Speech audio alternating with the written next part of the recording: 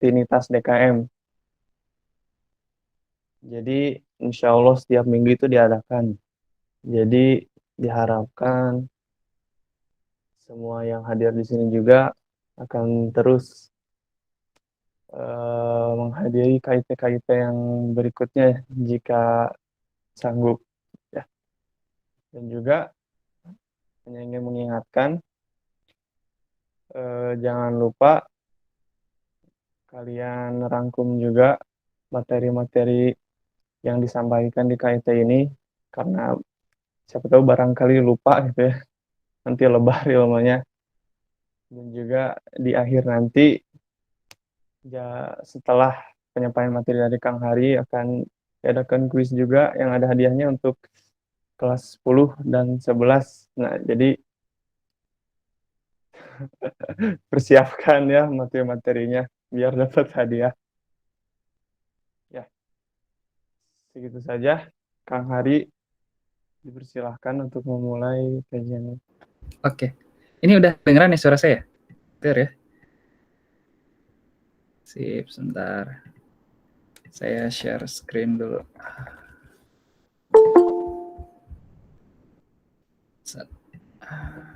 Oke. Ya, bismillahirrahmanirrahim. Assalamualaikum warahmatullahi wabarakatuh. Waalaikumsalam. Warahmatullahi wabarakatuh. Alhamdulillahirabbil alamin. Innal hamdalillah nahmaduhu wa nasta'inuhu wa nastaghfiruh wa na'udzu billahi min shururi anfusina wa min sayyiati a'malina may yahdihillahu fala mudhillalah wa may yudlil fala hadiyalah. Asyhadu an la ilaha illallah wahdahu la syarikalah wa asyhadu anna Muhammadan abduhu wa rasuluhu la nabiyya ba'dah. A'udzu billahi minasyaitonir rajim. Ya ayyuhalladzina amanu ittaqullaha haqqa tuqatih wa la tamutunna illa wa antum muslimun. Amma ba'du fa in asdaqal hadits kitaballah wa khairal hadi hadyu Muhammad sallallahu alaihi wasallam wa syarrul umuri muhdatsatuha wa kullu muhdatsatin bid'ah wa kullu bid'ah dhalalah wa kullu dhalalah finnar. Alhamdulillahirabbil alamin. Segala puji bagi Allah, Rabb semesta alam, sang penggenggam jiwa-jiwa kita. Gak ada satupun yang luput dari pemantauan Allah. Mau yang kita perlihatkan, mau yang orang-orang ketahui, maupun yang kita sembunyi-sembunyi, bahkan gak ada yang tahu kecuali kita gitu ya. Allah tuh tahu sebenarnya. Allah tuh tahu. Banyak orang yang mungkin mengira kita orang-orang yang soleh gitu ya, orang-orang yang baik, karena mereka nggak tahu apa yang kita lakukan tanpa sepengetahuan mereka. Apa yang kita lakukan yang tak terlihat oleh mereka. Allah tahu. Karena nggak ada satupun manusia yang luput dari dosa. Ya di satu sisi kita harus bisa manage agar fujur kita nggak banyak, agar maksiat kita nggak banyak, dan memperbanyak amalan-amalan ibadah kita. Kita berlindung kepada Allah, kita memohon pertolongan kepada Allah, kita memohon perlindungan dari apa? Kita mohon perlindungan dari kejahatan diri kita.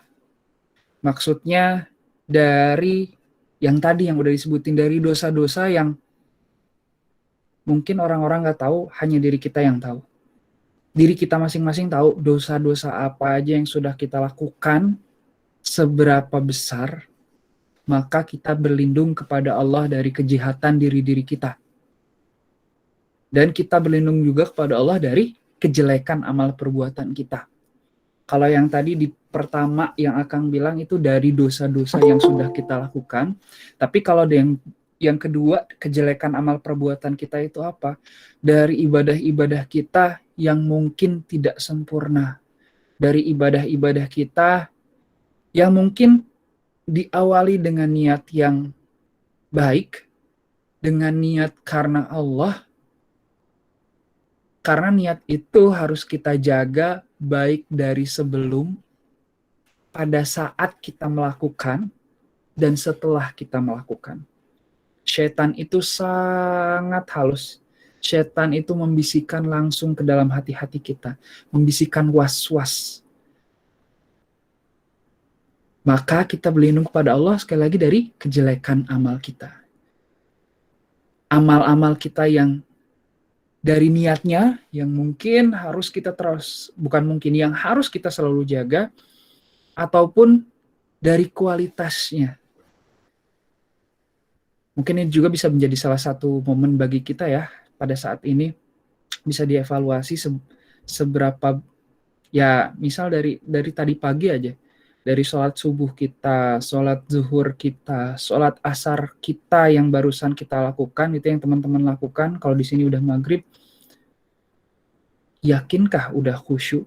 Yakinkah ketika kita sholat itu udah merasakan bahwa Allah tuh melihat kita? Yakinkah kita ketika sholat itu, setiap bacaan yang kita ucapkan, benar-benar kita mengerti? Jadi seakan-akan kita lagi ngobrol, seakan-akan Allah langsung melihat kita gitu. Ataukah justru sebaliknya, sholat-sholat yang kita lakukan jangan-jangan hanya sekedar menggugurkan semua ibadah kita. Ya udah gugur aja. Yang penting saya melakukan kewajiban sholat. Zakat, saum, haji pun begitu gitu ya. Nauzubillah. Maka sekali lagi kita berlindung kepada Allah dari kejelekan amal perbuatan kita. Semoga Allah membimbing hati-hati kita baik sebelum, pada saat, dan setelah, untuk selalu niat karena Allah. Karena setan itu nggak jemu-jemu untuk menggelincirkan manusia. Itu janjinya. Kemarin Akang dengar kajian Ustadz Adi Hidayat tentang tazkiyatun nafs, tentang hati-hati dengan hati gitu ya. Intinya hati itu kata sifat, berkecamuk antara takwa dan lalai. Akang lupa bahasanya. Intinya satu kebaikan, satu keburukan itu berkecamuk. Hati itu sifat, tempat berkecamuk itu. Dan setan itu waktu dulu meminta penangguhan sama Allah. Meminta penangguhan sama Allah. Ini juga ada sebenarnya nanti pembahasannya di KIT. Setan meminta penangguhan sama Allah. Kenapa? Karena dia akhirnya asalnya menikmati surga. Allah usir dia dari surga karena siapa? Karena manusia. Kenapa? Karena setan diperintahkan oleh Allah untuk tunduk, untuk sujud, bukan tunduk, untuk sujud kepada Nabi Adam alaihissalam. Tapi setan gak mau karena merasa diri dia terbuat dari api, sedangkan manusia itu dari tanah liat yang dibentuk, merasa diri dia lebih utama, merasa diri dia lebih mulia. Akhirnya dia, ini nih kata kuncinya yang harus kita hati-hati, wanti-wanti di dalam hati kita, ke diri kita. Jangan sampai kita menjadi seperti setan. Yang akhirnya karena keinginan, karena kesombongan diri, akhirnya kita tidak melakukan yang Allah perintahkan. Maka pada saat itu ketika setan tidak mau tunduk, maka Allah langsung mengusir, langsung udah jelas si iblis ini gitu ya. Si iblis ini nanti sebenarnya ada pembahasan juga bedanya setan, bedanya jin itu apa, nanti ada di KIT juga. Insya Allah kita akan bahas sebenarnya setan itu apa, jin apa, tapi nggak akan sekarang. Tapi poinnya adalah akhirnya diusir. Karena diusir itu, setan meminta penangguhan. Maka umur manusia dan umur jin itu berbeda gitu. Iblis itu umurnya panjang. Allah kasih penangguhan kepada dirinya. Untuk apa? Untuk menggoda manusia. Karena nggak rela. Gua udah diusir dari surga. Karena lo gitu, bahasa gaulnya gitu ya. Gua udah diusir dari surga karena lo, ya lo yang harus ngerasain juga pengen bareng-bareng sama gue di neraka. Pasti terus akan digoda. Maka niat sebelum kita melakukan harus ditanya, kita melakukan ini karena apa? Apakah karena kewajiban? Atau justru tingkatnya lebih tinggi dari itu, karena memang Allah yang memerintahkan, karena Allah cinta dengan perbuatan itu, maka saya ingin melakukannya. Dievaluasi lagi, bagaimana kualitas sholat kita. Apakah benar-benar kita khusyuk? Apakah benar-benar kita nikmat ketika menjalankan sholat? Ataukah justru sebaliknya kita pengen selesai? Atau jangan-jangan bukan pengen selesai, tiba-tiba kok udah salam ya? Ini udah tahiyat, tadi rakaat 1 atau 2 ya sekarang ya? Itu seperti itu. Maka sekali lagi, kita memuji Allah, kita memohon pertolongan kepada Allah. Pertolongan dari apa? Pertolongan dari kejahatan diri kita sendiri dan kejelekan amal perbuatan kita. Dari kejahatan diri kita sendiri dan dari kejelekan amal perbuatan kita. Kita berdoa agar Allah mencenderungkan hati kita kepada kebaikan, mencenderungkan hati kita untuk mencintai kebaikan, untuk menikmati kebaikan, untuk menjalankan kebaikan. Dan Allah mencenderungkan kita, hati kita, untuk membenci segala macam keburukan yang Allah anggap itu buruk, dan kita tidak mau melakukannya walaupun itu indah, walaupun itu memang fitrahnya Allah ciptakan untuk kita, untuk manusia, agar terlena harta, tahta, dan pasangan, misalnya itu ya. Kejahatan diri kita, kejelekan amal perbuatan kita. Barang siapa yang diberi petunjuk oleh Allah, maka nggak ada satupun yang dapat memberikan kesesatan. Barang siapa yang, kata Allah, ini udah dikasih petunjuk nih, maka walaupun seluruh manusia dan jin berkumpul untuk menyesatkan dirinya, maka seseorang itu tidak akan pasti tersesat, tidak akan tersesat. Dan sebaliknya, barang siapa yang sudah ditetapkan sesat oleh Allah, maka tidak ada seorang pun yang dapat memberinya petunjuk. Ini ada 2 makna. Maknanya adalah bahwa yang ngasih petunjuk, bukan. Maknanya adalah bahwa kita, teman-teman di DKM, kita diperintahkan untuk berdakwah, tapi hak prerogatif untuk memberikan petunjuk dan kesesatan kepada seseorang itu bukan hak prerogatif kita. Kita tuh pada ranah ikhtiar, kita tuh pada ranah ya udah kita dakwah lillah, karena pengen ngajak teman-teman yang lain merasakan indahnya Islam, pengen ngajak teman-teman yang lain. Kalau nggak sholat duha teh ada yang kurang, ada yang bikin hati nggak nyaman. Kalau nggak sholat tahajud teh asa galau tepuguh. Padahal sebenarnya kalau dari sisi kualitas sama galau yang negatif, ya galaunya positif yang ini gitu. Nggak galau sebenarnya, tapi ada yang kurang gitu. Sekali lagi, hak prerogatif untuk memberikan petunjuk dan kesesatan itu bukan dari kita, tapi kita berusaha untuk berdakwah, untuk memaksimalkannya. Kalau ternyata ada yang dikasih petunjuk melalui jalan kita, luar biasa itu pahalanya. Maka beruntunglah teman-teman ada di DKM, teman-teman punya sarana untuk itu. Oke. Dan manfaatkan sarana itu semaksimalnya untuk mengajak teman-teman yang lain dekat sama Allah. Untuk mengajak teman-teman yang lain menjadi teman-teman, menjadi keluarga yang dicintai sama Allah. Kalau Allah udah cinta, udah Allah menggerakkan hati seluruh makhluknya untuk mencintai seseorang itu. Allah menggerakkan berbagai macam cara rezeki agar nyampe ke orang itu. Allah menggerakkan berbagai macam cara, bukan. Allah menggerakkan hatinya untuk merasa cukup atas apapun yang Allah kasih ke dirinya. Kita bersaksi bahwa tiada ilah yang berhak diibadahi dengan benar kecuali Allah Azza wa Jalla, tiada sekutu bagi Allah. Ini salah satu, ini adalah syahadat, dan insya Allah ini adalah poin yang akan kita bahas di KIT sebenarnya, gitu ya. Aku bersaksi bahwa tiada ilah yang berhak diibadahi dengan benar kecuali Allah Azza wa Jalla, dan aku bersaksi bahwa Nabi Muhammad SAW adalah hamba dan Rasulnya. Semoga Allah melimpahkan salawat, salam kepada Rasulullah, kepada keluarganya, kepada para sahabatnya, dan yang mengikuti mereka dengan kebaikan sampai hari kiamat.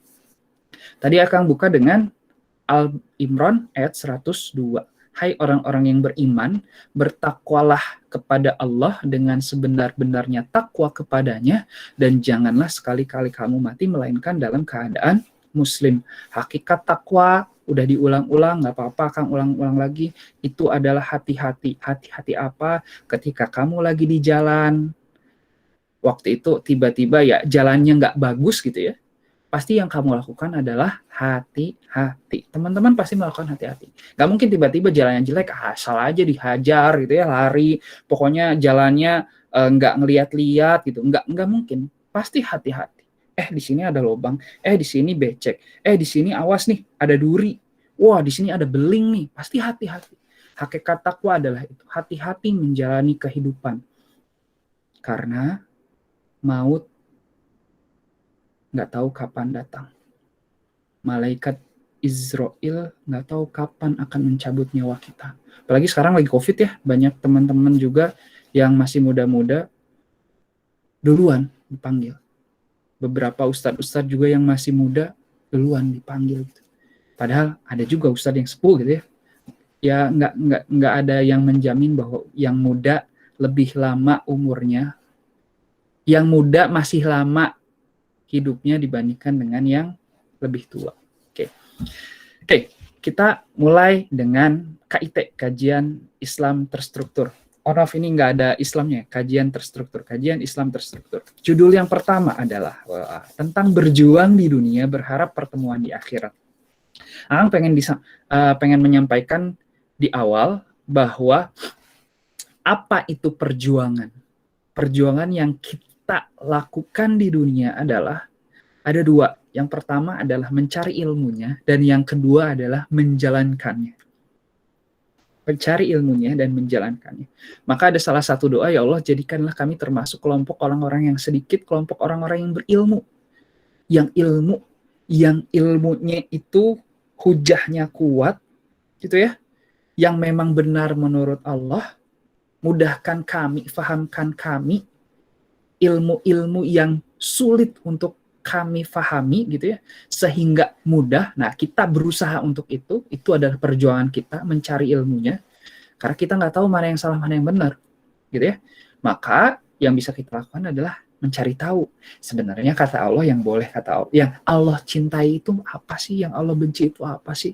Karena kita mencintai Allah, maka kita mencintai apa yang Allah cintai, dan kita membenci apa-apa yang Allah benci. Nah, ini al-wala wal bara. Nanti kita akan bahas juga di kajian Islam terstruktur tentang ma'rifatullah. Nanti kita akan bahas. Jadi sekali lagi, yang pertama berjuang apa? Berjuang belajar. Berjuang belajar. Yang kedua adalah berjuang mengaplikasikannya. Ini dua hal yang kita perjuangkan di dunia. Harapan kita apa? Harapan kita nanti akan bertemu di akhirat kelak. Semoga Allah mempertemukan kita kelak nanti di akhirat, di surganya bareng-bareng kita ketemuan lagi, bukan cuma berteman di dunia doang, tapi bisa sama-sama di akhirat. Salah satunya itulah tujuan DKM. Mungkin Akang sering, ini sebentar ya sebelum masuk ke KIT, Akang sering ulang-ulang juga. Kenapa sih di DKM akhirnya jadi Alhamdulillah, mohon maaf.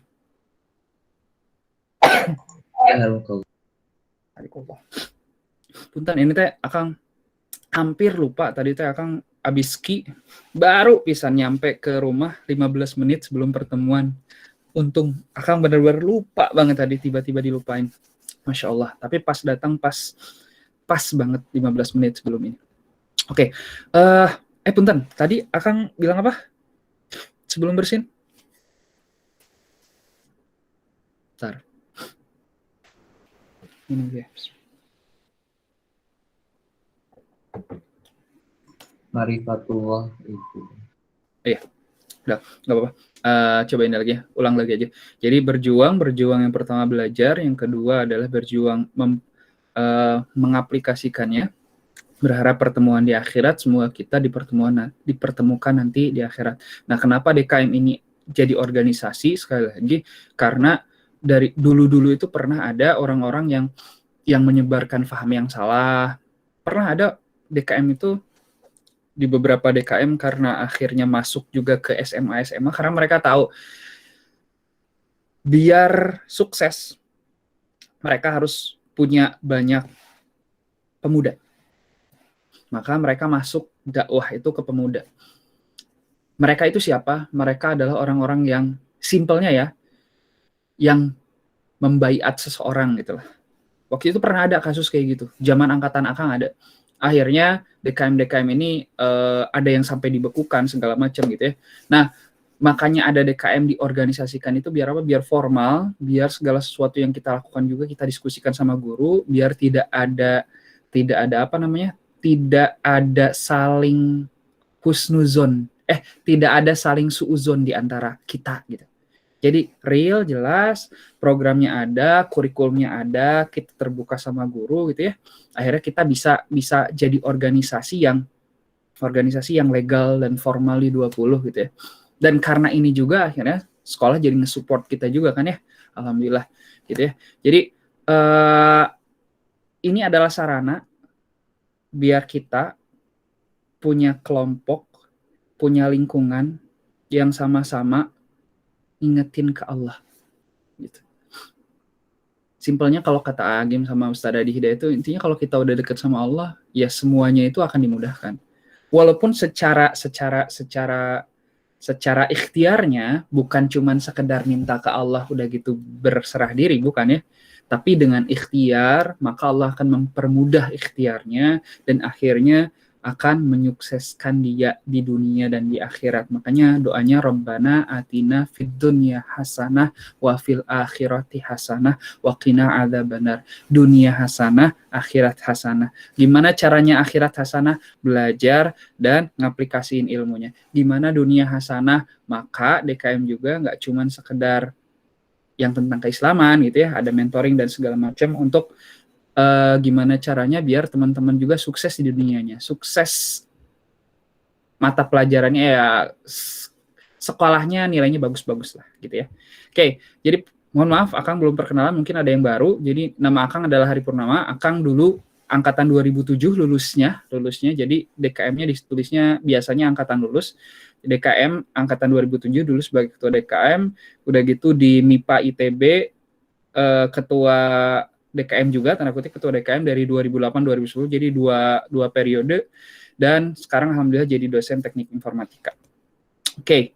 Oh maaf, ini mah sekilas aja ya. Nah ini SD, SMP, SMA, ini S1, ini S2, ini kerja, sekarang jadi dosen di informatika, dan sekarang juga sedang S3 di Kanazawa University Jepang.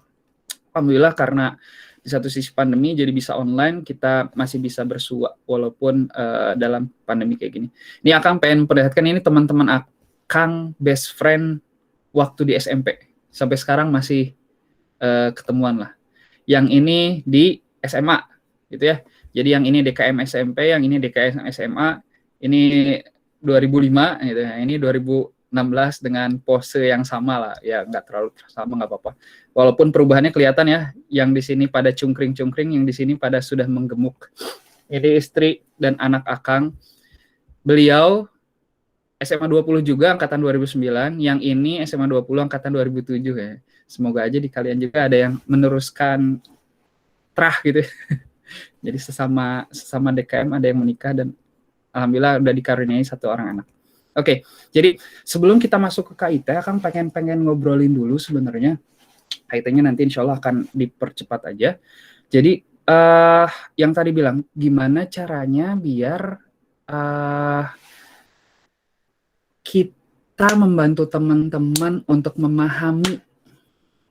memahami sesuatu. Ini ada kata tarbiyah. Tarbiyah itu nggak sembarangan diambil ya sebenarnya. Jadi tarbiyah ini adalah salah satu metode Rasulullah Shallallahu Alaihi Wasallam. Nah, ini ada di KIT juga. Jadi nanti ceritanya itu setiap Rasul itu ada caranya dan ada syariatnya masing-masing, gitu ya. Setiap Rasul itu ada cara dan syariatnya masing-masing, gitu. Nah, khusus untuk Nabi Muhammad Shallallahu Alaihi Wasallam dikasih tahu caranya. Pertama, nanti Akang akan bahas juga ada di apa? Kang ini lagi share screen kan? Oh iya, lagi share screen?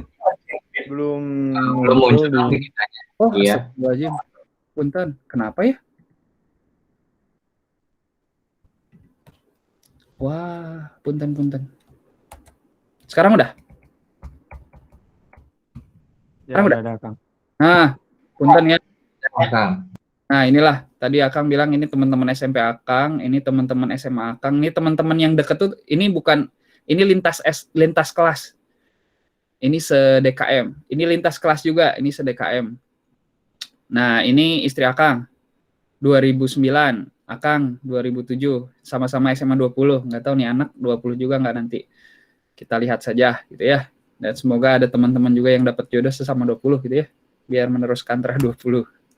Oke, baru kita masuk ke yang ini, yang tarbiyah. Nah, sebelum Akang masuk ke itu, Akang pengen ngobrolin tentang tarbiyah. Kenapa sih ya di DKM ini ada dua divisi ya, ada syiar, ada tarbiyah. Sebenarnya tarbiyah ini dari mana? Diambilnya itu dari, ya tadi bilang, Akang tadi bilang, setiap Rasul, nanti Akang di KIT itu ngebahas bedanya Nabi dan Rasul, tapi Akang sekarang mau ngebahas tentang Rasul dulu. Rasul ini dikasih tahu cara dakwah dan konten dakwah yang berbeda-beda untuk masing-masing Rasul. Tapi tujuan utamanya apa? Menesakan Allah, mentauhidkan Allah, itu sama semua. Cuman cara-caranya beda. Kalau caranya Nabi Isa kayak begini, caranya Nabi Nuh seperti ini, caranya Nabi Muhammad SAW berbeda lagi. Nah, metode dakwahnya juga berbeda-beda. Nah, kenapa tarbiyah ini ada akhirnya di DKM? Karena salah satunya Rasulullah tuh dikasih taunya kayak gini, membacakan ayat, mensucikan jiwa, dan mentarbiyah. Jadi waktu dulu Rasulullah SAW di awal itu kan pada belum tahu ya Islam itu apa, maka dibacakanlah ayat, dibacakanlah firman-firman Allah. Allah tuh bilang kayak gini loh, ini tuh bukan kata-kata saya loh, ini langsung kata-kata dari Robmu, Robnya para penduduk Arab Quraisy pada saat itu. Ini dari Rob kamu loh. Gitu. Allah tuh bilang kayak gini, Iqra bismi rabbikal ladzi khalaq, khalaqal insana min. Ini bukan kata-kata saya gitu. Nah, makanya yang dilakukan adalah yang pertama membacakan, di situ dibilang. Nah, setelah dibacakan, apa yang dilakukan? Mensucikan jiwa. Karena dulu orang-orang itu, mereka pada saat dulu, nah ini juga nanti akan dibahas rada-rada detail di KIT, di Ma'rifatul Rasul. Jadi waktu dulu tuh, mereka semua Tuhannya siapa? Allah. Quraisy tuh Tuhannya siapa? Allah. Cuma mereka ada Tuhan-Tuhan lain juga. Nah, ini yang nggak boleh. Gitu. Mereka Tuhannya Allah, tapi mereka pakai cara mereka sendiri. Mereka ketika mau berdoa ke patung, untuk patungnya nanti karena harapannya, karena asumsinya patungnya itu yang akan menyampaikan kepada Allah gitu. Makanya di Ka'bah dulu, waktu dulu tuh banyak sekali berhala-berhala. Nah, balik lagi. Jadi yang pertama adalah membacakan ayat, yang kedua mensucikan jiwa. Caranya salah. Allah tuh esa.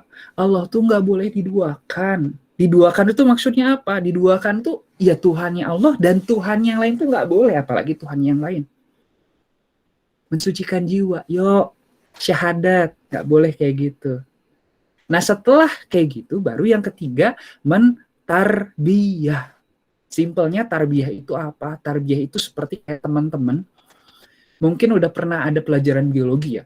Gimana caranya teman-teman memperhatikan asalnya toge yang awalnya biji apa namanya? Biji kacang hijau ya kalau nggak salah, biji kacang hijau. Teman-teman harus melakukan sesuatu yang akhirnya biji kacang hijau itu akhirnya ada kecambahnya, akhirnya ada daunnya, ada segala macamnya. Yang dilakukan di tarbiyah seperti itu. Nggak tiba-tiba si biji itu jreng-jreng langsung jadi toge lagi, langsung jadi kacang hijau lagi. Enggak. Yang dilakukan adalah ada proses. Bayang ya? Nah, proses ini namanya adalah tarbiyah. Jadi kayak kita mau mau punya pohon mangga, yang dilakukan adalah masukin bijinya, udah gitu diairin, dikasih pupuk, dan nggak langsung jadi kan? Dan itu rutin loh, rutin. Sekali ada yang masalah ya pasti akan terganggu pertumbuhannya. Misalnya seharusnya kalau kalau selalu dipupuki, selalu disirami dengan yang pas, cara yang pas, maka bisa jadi misal 2 tahun langsung berbuah. Tapi kalau caranya salah, bisa jadi malah 3 tahun, bisa jadi malah 4 tahun. Bayang ya? Tapi itu adalah proses. Asalnya biji, mulai tumbuh, akarnya akhirnya menghujam, batangnya kokoh, daunnya lebat, buahnya manis-manis. Bayang? Awalnya yang asalnya biji, tiba-tiba punya akar yang kokoh, bukan tiba-tiba, dengan proses yang dilalui, akhirnya mencapai suatu kondisi di mana akarnya kokoh, batangnya kuat, gitu ya, cabangnya banyak, daunnya lebat, buahnya banyak, dan manis-manis. Sekali lagi, nggak mungkin pohon yang luar biasa itu, yang daunnya banyak, buahnya manis-manis, tiba-tiba asalnya dari biji langsung jadi kayak gitu. Pasti melalui proses, ya nggak? Nah sama, kita asalnya fitrah. Nanti kita akan bahas di peta hidup juga. Sebenarnya apa namanya? Alur hidup kita itu kemana aja sih? Sekarang di alam apa, berikutnya ke alam apa, berikutnya ke alam apa gitu ya. Nanti akan dibahas di peta hidup. Tapi poinnya kayak tadi, itu kan melalui proses-proses ya. Satu tahap ke tahap berikutnya, ke tahap berikutnya, ke tahap berikutnya. Nah, tahap-tahap ini nanti akan dipelajari di peta hidup. Tapi balik lagi ke poin yang tadi, ya ini melalui proses. Prosesnya adalah tarbiyah. Karena kita kadang-kadang, nanya deh sama teman-teman yang lain. Kalau ada orang-orang yang bukan teman-teman lah ya, ya kita bayangkan deh, nggak mungkin nanya ke teman-teman tiba-tiba ini. Orang yang dia mabok tapi dia muslim, orang yang dia enggak sholat 5 waktu tapi dia muslim, dia tahu nggak kalau itu salah? Dia tahu nggak kalau itu salah? Pasti tahu. Ada teman akang di luar negeri, tiba-tiba ya dia Islam, tapi dia coba-coba makan daging, makan arak, minum arak misalnya. Dia tahu nggak itu salah? Tahu salah. Karena masalahnya bukan sekedar tahu atau tidak, tapi dari pengetahuan tahu atau tidak bisa kita lakukan dalam keseharian kita. Itu yang berat. Mungkin banyak yang tahu juga. Alhamdulillah di Indonesia sekarang sudah banyak yang berjilbab. Tapi ada juga loh teman-teman yang lain yang memang belum berjilbab. Nah, tugas kita adalah noel hatinya. Tugas kita adalah berusaha untuk melembutkan hatinya, walaupun hasil akhir adalah dari Allah ya. Tapi kita gimana caranya bikin program-program, misalnya banyak orang yang akhirnya asalnya cuma hari Jumat aja berjilbabnya, jadi setiap hari bisa berjilbab. Bukan karena dipaksa, tapi muncul karena kesadaran diri. Nah, itu kan proses. Inilah tarbiyah. Tarbiyah itu proses. Maka dari proses ini nggak bisa cuma sekedar satu.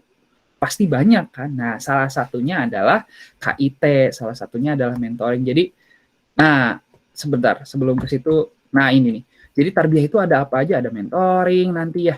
Mentoring ini apa? KIT itu proses dari satu arah. Paling di akhir teman-teman kalau ada yang mau nanya silahkan. Satu arah loh KIT. Ya nggak? Kalau satu arah ya. Ini penting. Gitu ya.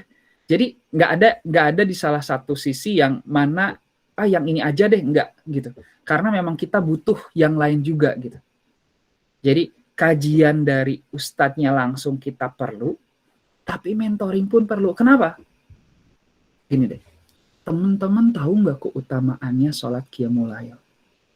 Tapi berapa banyak dari yang sudah tahu akhirnya mau menjalankan qiyamul lail? Dari sekian banyak yang menjalankan, banyak pasti lebih sedikit orang-orang yang bisa menikmati qiyamul lailnya. Kebayang ya? Nah, proses ini dievaluasi, dicapai bukan dari taklim, bukan dari KIT. Kalau taklim KIT ini keilmuan. Kalau mentoring lebih ke udah dilakuin belum? Kenapa gitu? Coba kenapa sekarang nggak bisa qiyamul lail? Ya Kang, soalnya rada-rada susah bangunnya. Ya udah, sekarang coba aja sebelum tidur sholat dulu ya, walaupun emang susah ya 1 rakaat aja dulu lah untuk biasain gitu. Witir aja 1 rakaat, kalau udah bisa ya 3 rakaat witir gitu ya. Witir 3 rakaat tidur, kalau kebangun ya alhamdulillah sholat lagi, kalau enggak. Oh iya Kang, dicoba Kang. Pas besoknya udah belum, minggu depan. Iya Kang, enggak Kang. Kenapa tuh enggak? Oh iya Kang, kemarin teh pas lagi mau udah sholat isya, udah gitu tiba-tiba ada tugas. Udah gitu pas hari Selasanya, aduh tiba-tiba ada film, pas lihat hari Rabunya, waduh ngelihat Instagram apa gitu. Nah, oke, kita tahu kelemahan masing-masing sekarang. Kelemahan si A misalnya, biasanya dinanti-nanti karena ada tugas. Oh berarti nanti lagi, mikir, maksudnya ngobrol ke diri sendiri. Coba kamu nanti kalau kayak gitu lagi di minggu depan, ngobrol ke diri sendiri. Ngobrol gimana? Atulah witir sarokaat mamual oge 5 menit. Nah, gak akan 5 menit. Dah, yang penting mah udah formalitas dulu aja. Sama kayak anak kecil. Anak kecil waktu disuruh untuk sholat kan, yang penting mah sholat karena disuruh orang tua dulu. Tapi berikutnya orang tuanya memahamkan bahwa kamu sholat bukan karena ini adalah kebutuhan orang, tapi ini adalah kebutuhan kamu sendiri. Kebutuhan kamu, kenapa? Karena kamu pengen ditolong Allah, karena kamu pengen dicintai Allah, maka kamu sholat. Karena kamu lagi banyak banget masalah, maka kamu sholat dekat sama Allah, sempurnakan ikhtiar, tapi minta pertolongan Allah agar dimudahkan untuk menjalankan semuanya. Kayak gitu. Jadi ada mentoring, ada talim, ada daurah ini training, ada LKO, ada pelatihan gitu ya, beberapa pelatihan. Ada misalnya nanti kalau teman-teman mau, sekarang di informatika, teman-teman mau belajar programming bisa ke Akang, nanti yang penting serius, yang penting komitmen, nanti boleh. Ada mabit, ada rihla, ada camping, dan macam-macamnya lah ya. Nah, harapannya apa? Harapannya ini nih. Jadi, akidah yang bersih. Mensucikan jiwa yang tadi, kenapa? Karena ada, ya dia, kalau orang Islam pasti pada saat tanya siapa Robnya adalah Allah, pasti. Cuman masalahnya sikapnya benar nggak Robnya Allah? Sikapnya benar nggak Robnya Allah? Ini yang akan dibahas banyak di KIT itu tentang akidah. Coba teman-teman pernah nggak belajar tentang sholat itu ada syarat sahnya, ada yang membatalkan gitu kan ya?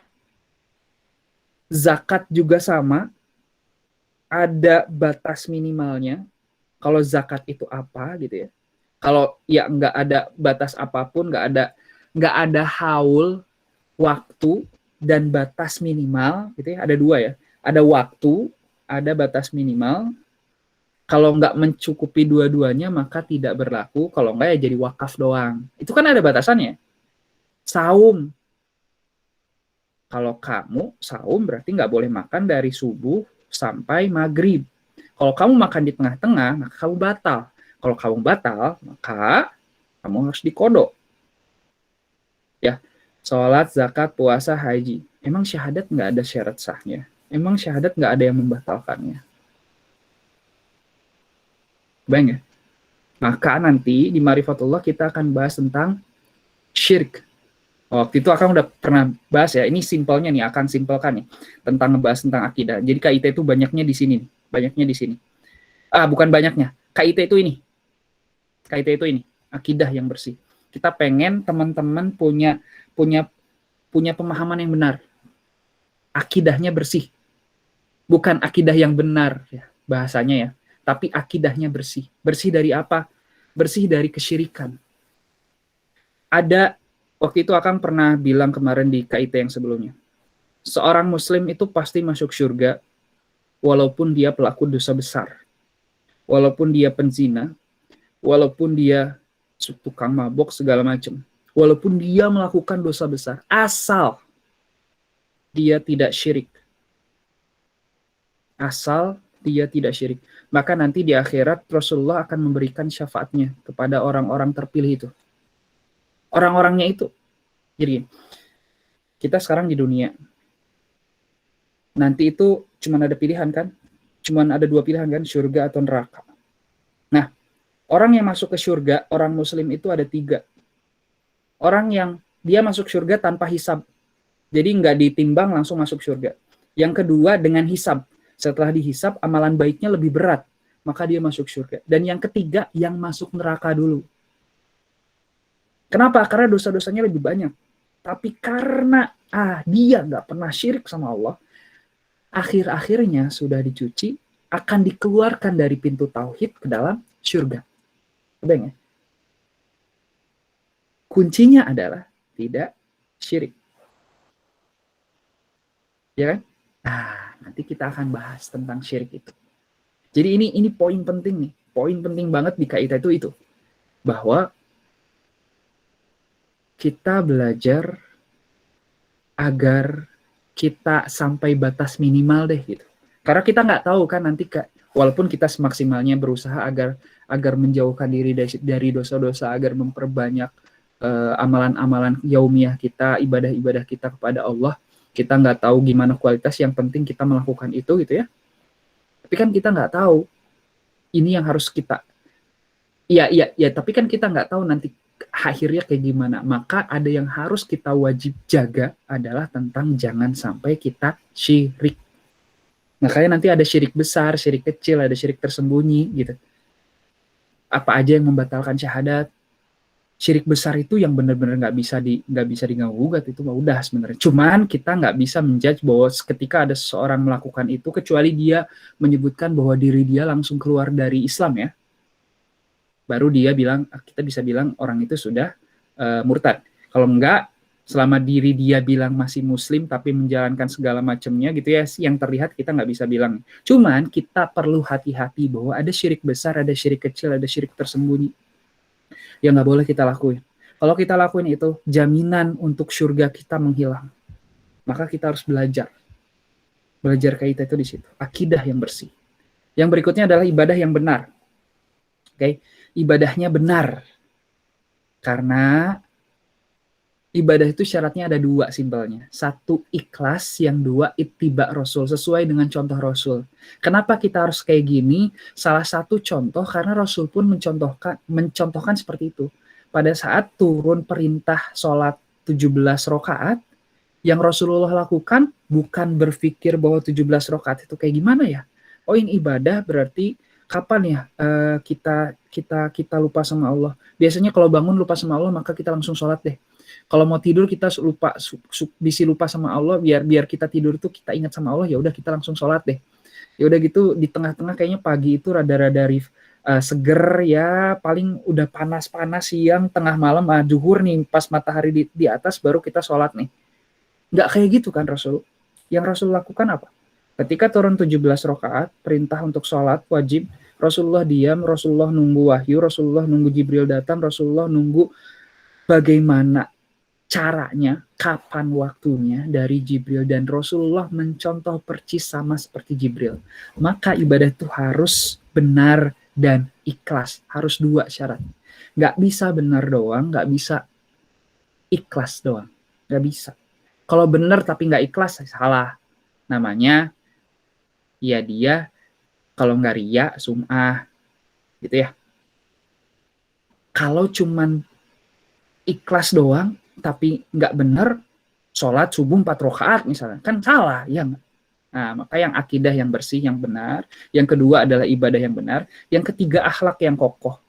Akhlak yang kokoh itu maksudnya mau ada cobaan apapun ya tetap aja kalau emang kata Allah yang kayak gini yang benar ya gini yang benar. Kekuatan jasmani. Maksudnya kekuatan jasmani itu kita punya fisik yang nggak sakit-sakitan. Nggak sakit-sakitan. Maka harus ada olahraga, makanan yang baik, gitu-gitulah ya. Nanti didetailkan. Yang berikutnya adalah intelek dalam berpikir. Maksudnya intelek dalam berpikir itu, pemikirannya luas, pemikirannya ya pintar-pintar lah, gitulah ya. Baru melawan hawa nafsu, pandai menjaga waktu, teratur dalam segala urusan, dia termanage, mandiri dari segi ekonomi, bermanfaat bagi orang lain. Ini targetan dari mentoring. Bayang ya? Banyak banget. Maka kelas 1 apa targetannya, kelas 2 apa targetannya, kelas 3 apa targetannya. Akidah juga ada banyak. Untuk kelas 1 ngapain, kelas 2 ngapain, kelas 3 ngapain. Ibadah yang benar juga, kelas 1 ngapain, kedua ngapain, kelas 3 ngapain. Contoh-contohnya nanti kita akan perlihatkan sedikit. Nah, ini yang tadi ya, mengutus seorang rasul, membacakan, mengajarkan, mensucikan. Nah, ini kebalik ya. Ini ada, ya Allah utuslah kepada mereka. Ini adalah doanya Nabi Ibrahim. Akhirnya Allah mengabulkan dengan mengutus Nabi Muhammad SAW, tapi ditukar. Yang pertama membacakan, yang kedua mensucikan, yang ketiga baru mengajarkan. Gitu. Maka tarbiyah itu dari sini, ya. Nah, udahlah ini mentoring itu apa? Kan nggak akan terlalu bahas, tapi intinya diskusi yang kecil. Kalau besar si pementornya susah untuk kontrol satu-satu. Tapi kalau kecil itu jadi terkontrol satu-satu. Bisa saling deket satu sama lain gitu ya. Ini akan lewat. Dah, ini mah lewat dulu. Nah, ya inilah mentoring itu ngapain aja. Kadang-kadang makan-makan. Lihat aja tuh statusnya Ahsan, Oeng gitu ya. Makan kemana, futsal kemana. Malah kemarin waktu itu ke Ciwidey gitu ya. Makan wah segala macam lah, itu ngelakuin bareng-bareng yang rame-rame lah, pokoknya biar ngikatin ukhuwahnya. Nah ini muasafatnya, contohnya tidak berhubungan dengan jin, tidak minta tolong dan kawan-kawan. Ini udah ada poin-poinnya. Kenapa ini harus ada? Biar jelas indikatornya, biar jelas capaiannya. Jadi teman-teman tuh sebenarnya kalau udah kebayang, oh iya ya, nanti kalau udah kelas 3 tuh harapannya checklist ini tuh semua udah ke checklist. Alhamdulillah ya, kita bisa menjadi orang yang luar biasa setelah itu gitu. Nah ini semua mentoring. Schrodinger, ini Einstein, ini ada kelompok mentoringnya lah. Abu Rizal Bakri, Sandiaga Uno, ini semua ada kelompok mentoringnya. Karena sekarang juga biasanya ada namanya coaching. Nah itu namanya mentoring. Nah baru kita masuk ke KIT. Ini KIT. Kenapa KIT? Kunci pembuka surga adalah salat. Kunci pembuka salat adalah wudhu. Maka kalau wudhu nggak benar, maka surga tertutup. Jadi kita harus tahu ilmunya. Di KIT nanti kita akan juga bahas tentang sholat, tentang wudhu gitu ya. Makanya KIT-nya harus rajin. Kalau nggak rajin nanti akan tersendat. Bahkan kenapa kayak gini? Karena pernah ada orang pemuda yang diminta wudhu lagi. Karena Rasulullah melihat ada punggung telapak kakinya sebesar dirham, nggak gede, tidak terkena air.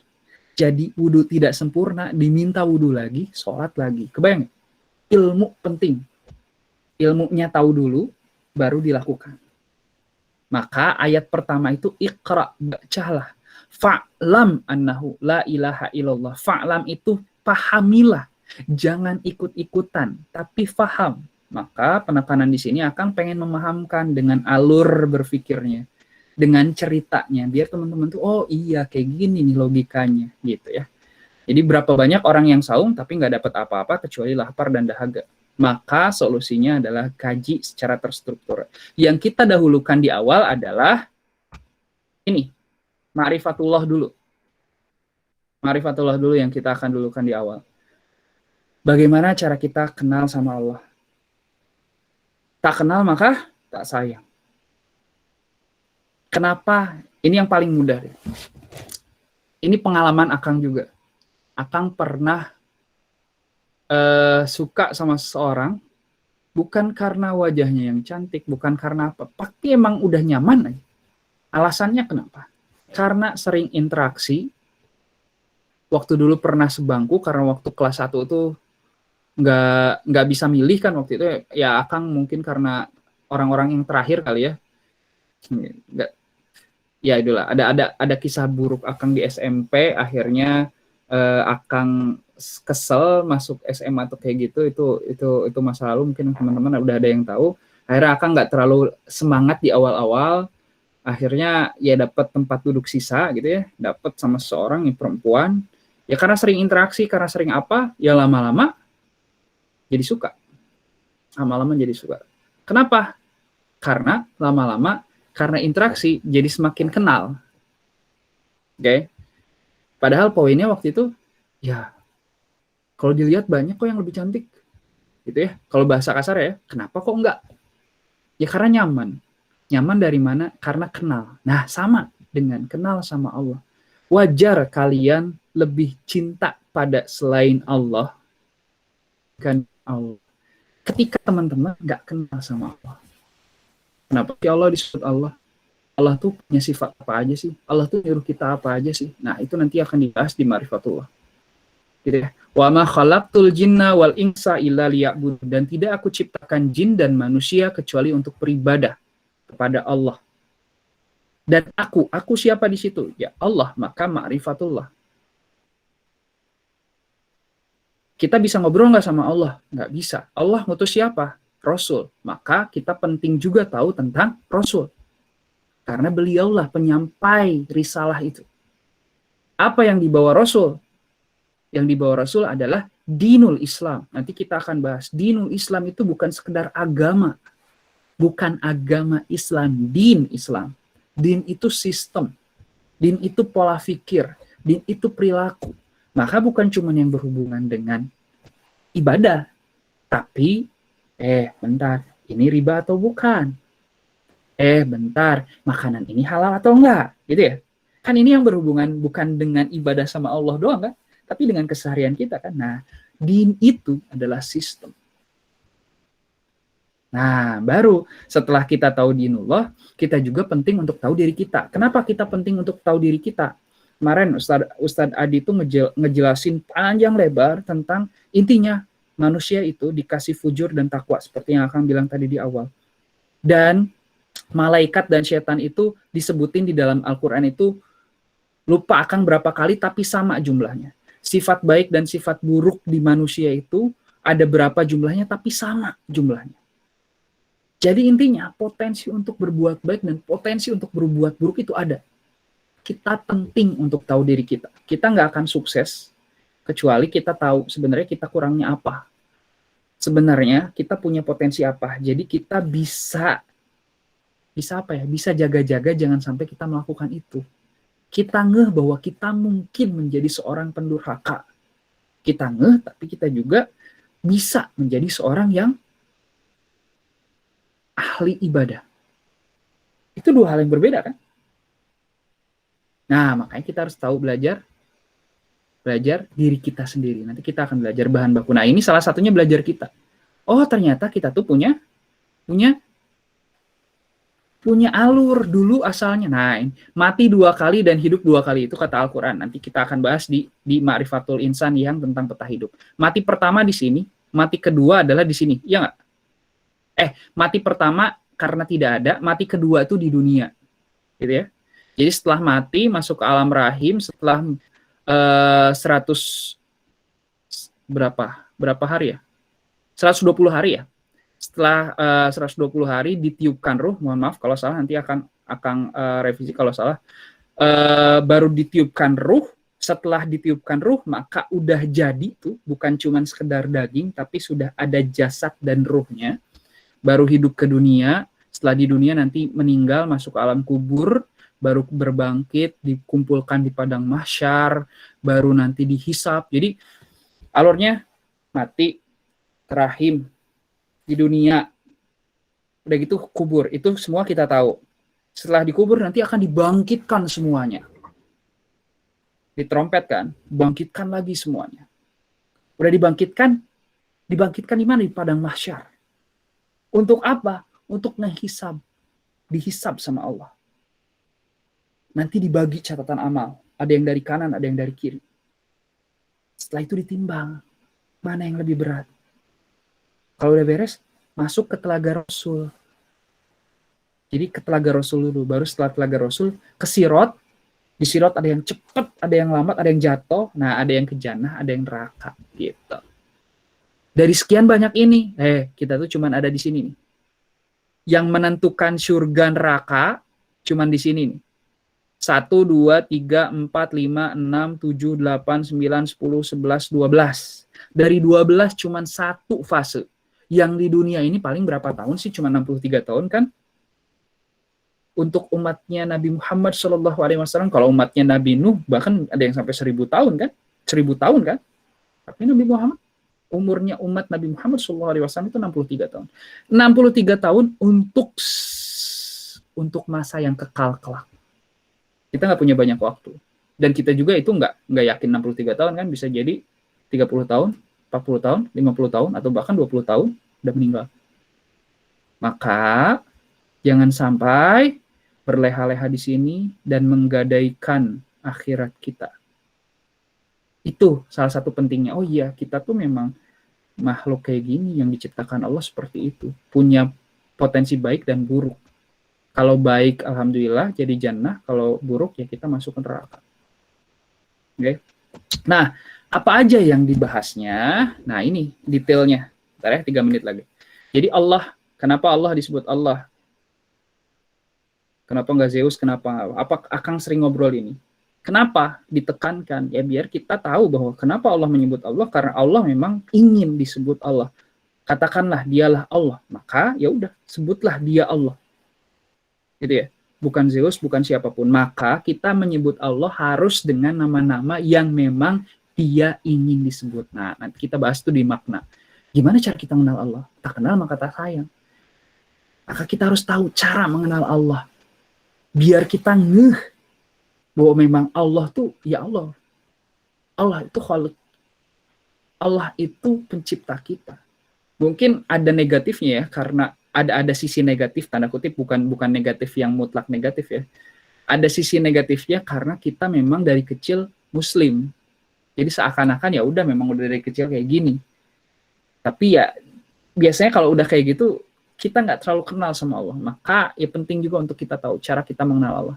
Dan kenapa sih kita harus ibadah sama Allah? Nah, yang tadi, apa hak Allah, hak hamba?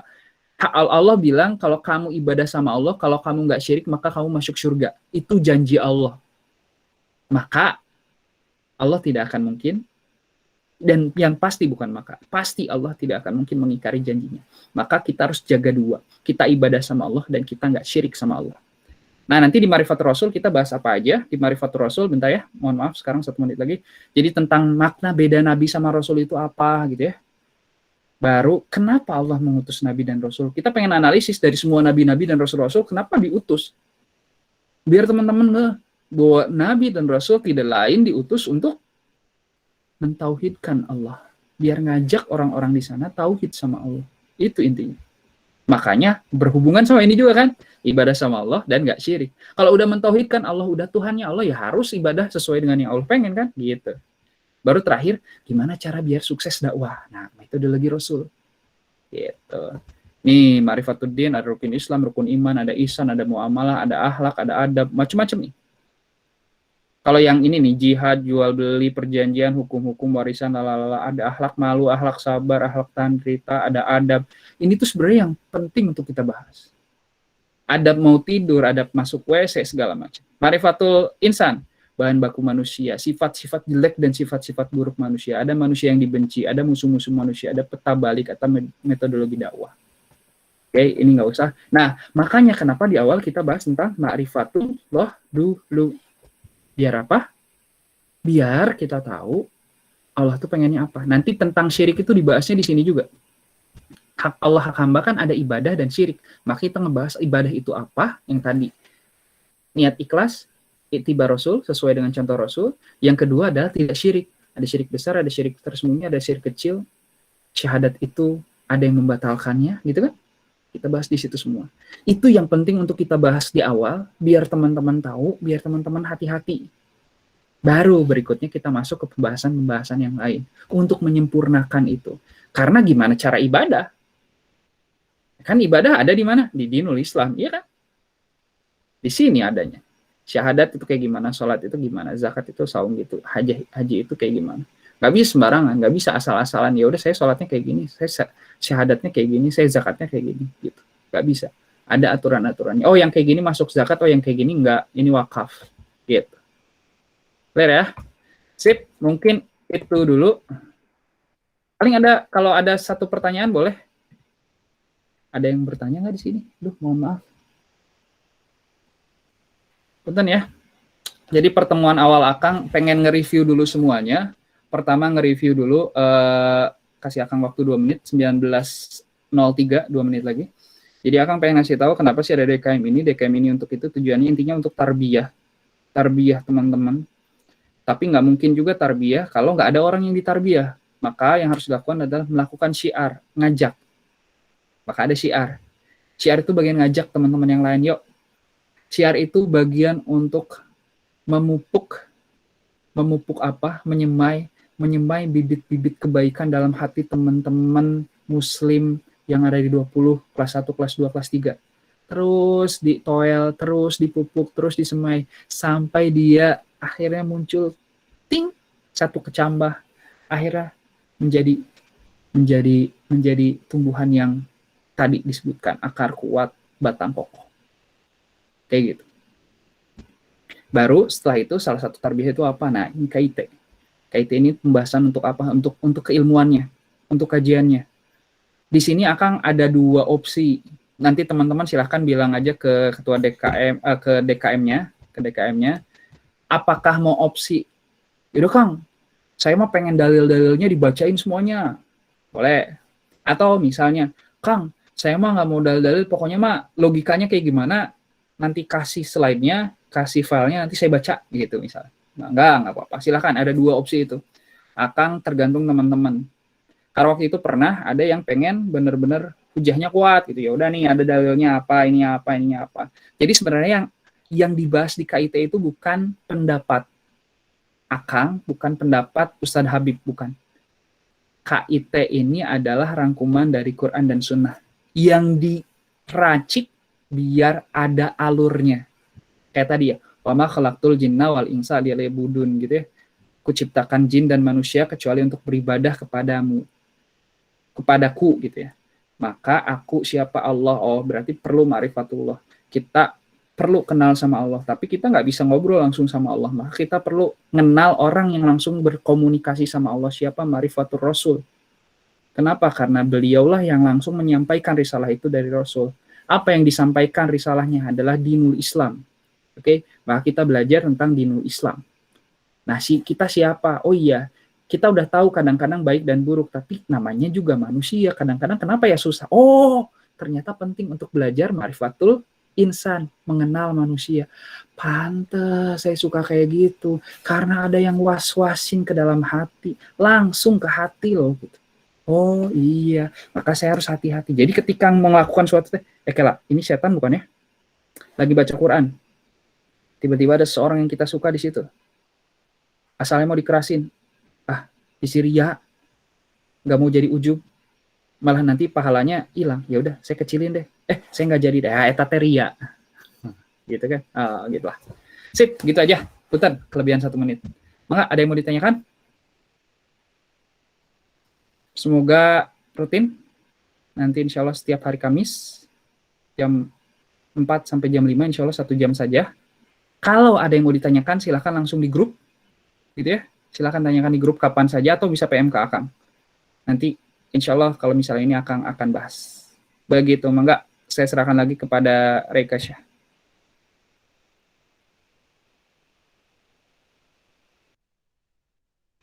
Ya.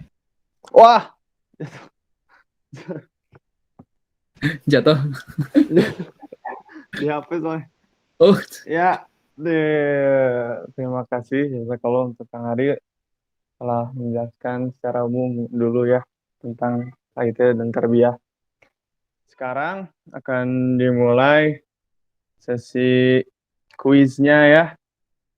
Jadi untuk yang kelas 10 dan kelas 11 silahkan boleh ikutan, dan untuk Nasya, halo Nasya, apa kedengaran? Silakan. Iya, kedengaran. Ya, boleh di share screen itunya dan link